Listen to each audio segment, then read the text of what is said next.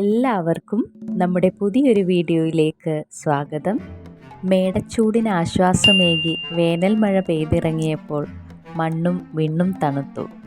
ഒപ്പം ഭൂമിയിലെ സകല ജീവജാലങ്ങൾക്കും ചൂടിൽ നിന്നും മോചനമായി. ഇനി മഴക്കാലമാണ്.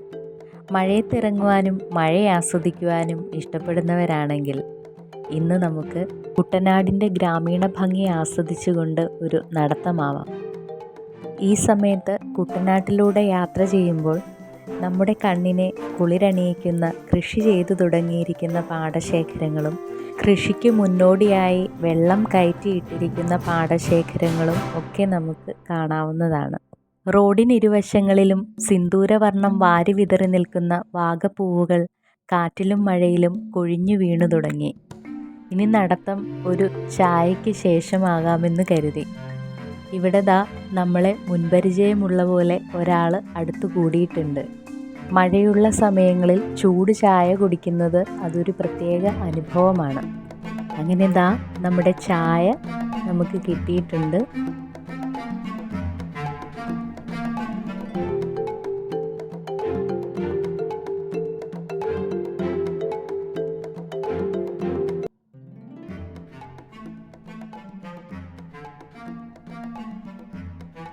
അങ്ങനെ ചായ കുടിച്ച ശേഷം നമ്മൾ മുന്നോട്ട് യാത്ര തുടരുകയാണ്.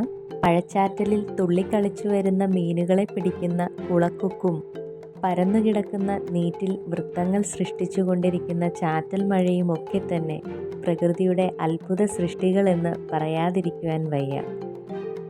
ആറുകളും തോടുകളും ഇടത്തോടുകളും വ്യത്യസ്ത വലിപ്പത്തിലും നിറത്തിലുമുള്ള വള്ളങ്ങളും പരന്നു കിടക്കുന്ന വയലേലകളും ഒക്കെ തന്നെ കുട്ടനാടിൻ്റെ സവിശേഷതകളാണ്. ഇനിയും നമുക്ക് മഴക്കാഴ്ചകളിലൂടെ മുന്നോട്ടേക്ക് നീങ്ങാം.